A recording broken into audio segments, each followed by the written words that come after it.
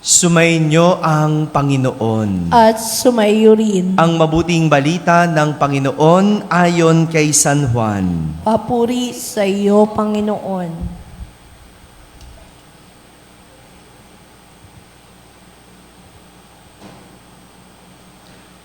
Noong panahong iyon, naroon uli si Juan at ang dalawa sa kanyang mga alagad.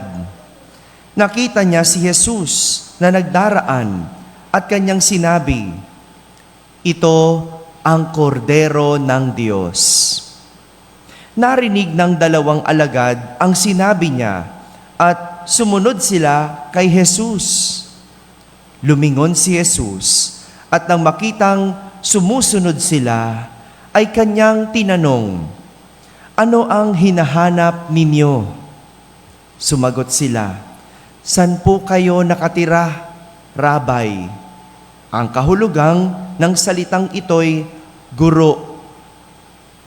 "Hali kayo at tingnan ninyo," ani Jesus. Sumama sila at nakita nila ang kanyang tinitirhan at tumuloy sila roon ng araw na yaon. Nooy, mag-iika-4 na ng hapon. Ang isa sa dalawang nakarinig kay Juan at sumunod kay Jesus ay si Andres, na kapatid ni Simon Pedro. Una niyang hinanap ang kapatid niyang ito at kanyang sinabi sa kanya, "Natagpuan namin ang Mesiyas." Ang kahulugan ng salitang ito'y Kristo. At siya'y isinama ni Andres kay Jesus. Tiningnan ni Jesus si Simon at sinabi sa kanya, "Ikaw si Simon na anak ni Juan. Ang ipangangalan ko sa iyo ay Cephas." Ang katumbas ng ngalang ito ay Pedro. Mga kapatid, ang mabuting balita ng Panginoon. Pinupuri ka namin, Panginoong Jesucristo. Magsiupo ang lahat at makinig sa homilya.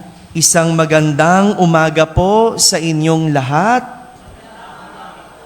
Magandang umaga sa mga nasa barangay na nakakapakinig ng ating banal na misa, sa lahat ng nasa tahanan, nagsisimba via online. Sa lahat ng nasa abroad, isang magandang araw po sa inyong lahat. Kasama kayo sa ating banal na pagdiriwang dito sa ating parokya. Kahapon, ipinakilala ni Juan Bautista si Jesus bilang Kordero ng Diyos. Kordero ng Diyos na nag-aalis ng mga kasalanan ng sanlibutan. Natatandaan niyo pa po ba? Sa mga nagsimba kahapon, yan yung pagpapakilala ni Juan kay Jesus, isang kordero. At sa ating pagninilay kahapon, inanyayahan ko kayo na kilalanin si Jesus sa pamamagitan ng pagdanas at pagiging saksi ni Jesus. Hindi makikilala si Jesus kung hindi nyo dadanasin.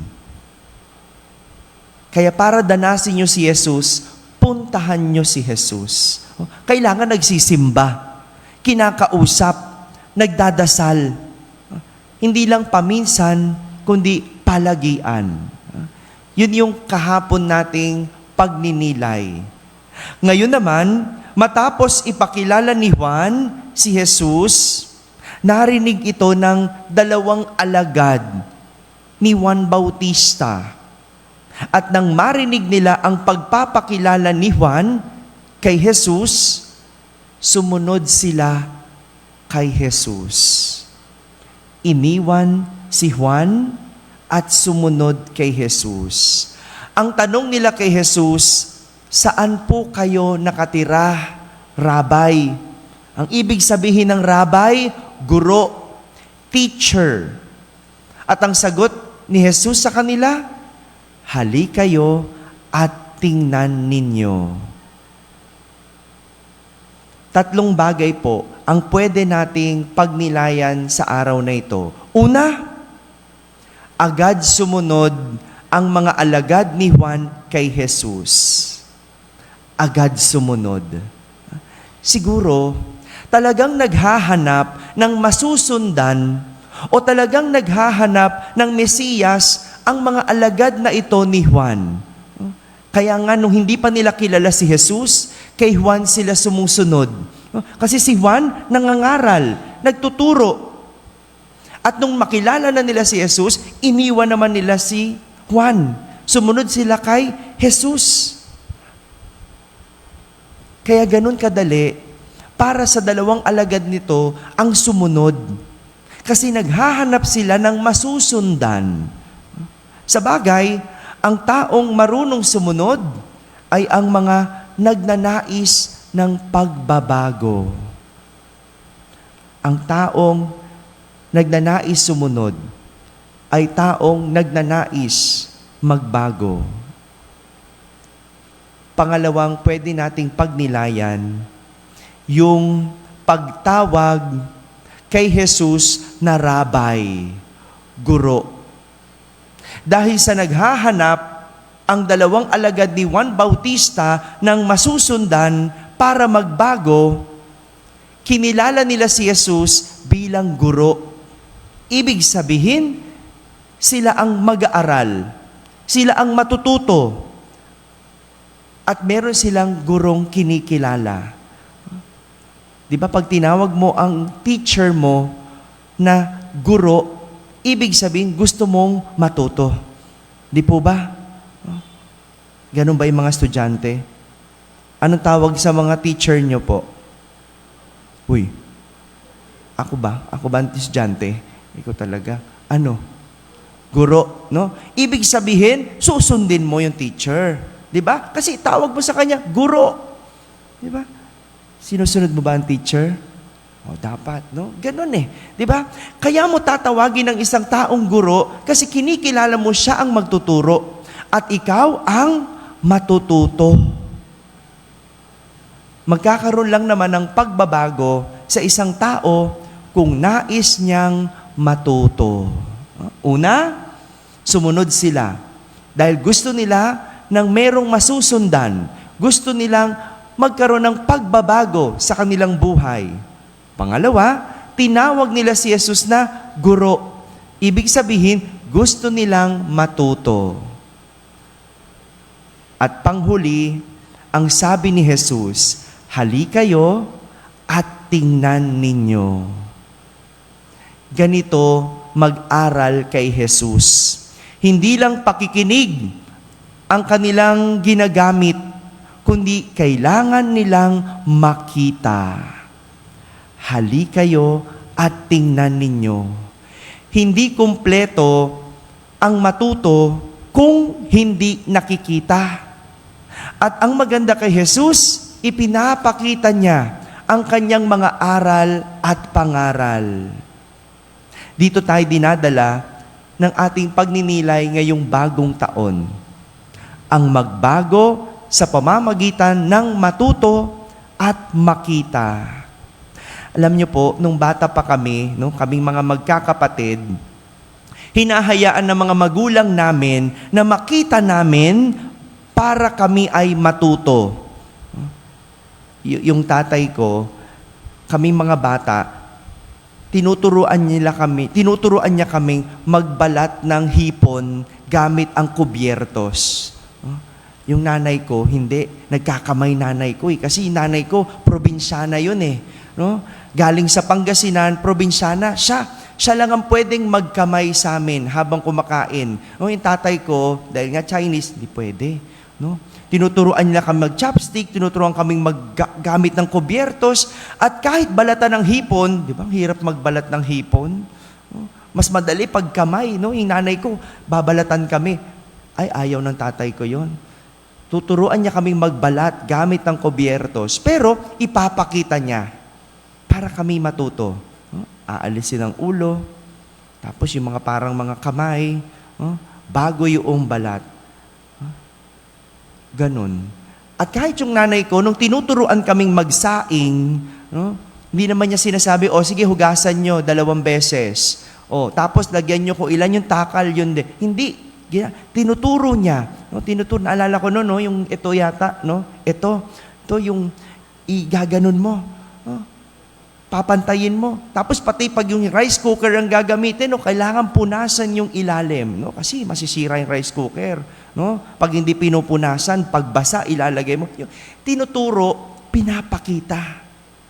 May pagpapakita, may example. Ngunit, habang tumatanda tayo, may mga bagay na hindi na kailangan makita bago matuto. Nung bata pa kami, sinasabi sa amin, sige, pag ginawa mo yan, makikita mo. No? Alam niyo, intindihan niyo ba yung ganon? Diba? Ang hirap sa English no? Tayong Pinoy lang nakakaintindi ng ganong salita. No? Sige, pag ginawa mo yan, makikita mo. No? Diba? Ano ibig sabihin nun? Dati yung bata kami, yung electric pan, no? Parang ang sarap-sarap ipasok ng daliri sa electric pan. Tama ba? No? Diba? Natitempt ka, pero ang sasabihin ng nanay mo, oh, sige, pag ginawa mo yan, makikita mo. No? Yung pag tumatanda ka, kailangan mo pa bang ipasok ang daliri para sabihin mong masakit? Hello? Diba? Diba hindi na? Hindi mo na kailangan makita para masabi mong, ay, ang sakit, ay kaya pala, hindi pala pinapasok ang daliri sa electric pan. Diba ganun? May mga bagay na habang tumatanda ka, hindi mo na kailangan makita bago ka matuto. Gaya ng hindi mo na kailangang madapa bago mo malamang mali ang iyong ginagawa. Hindi mo na kailangang maipit bago mo masabing masakit. Hindi kailangan magkasakit bago mo itigil ang bisyo. Hello? Diba? Hindi mo na kailangan mga liwa para malaman mong masisira ang pamilya mo. Alam mo na yan. Alam mo na yan. Pero bakit ganun tayo? Kailangan munang makita bago matuto. Kailangan munang madapa para sabihin, ay, mali ako. Pero alam mo naman na mali ang ginagawa mo. Kailangan mo munang maghirap bago mo sabihin, ay, sana hindi ako nagsugal. Ay, sana hindi ako nagwaldas. Pero tayo, ang kulit natin no? Alam ng madadapa, sisigi pa din. Alam ng ang mali, gagawin pa din.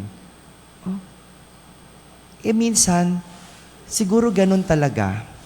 Sadyang sa buhay, may mga aral na kailangan munang makita bago matutunan.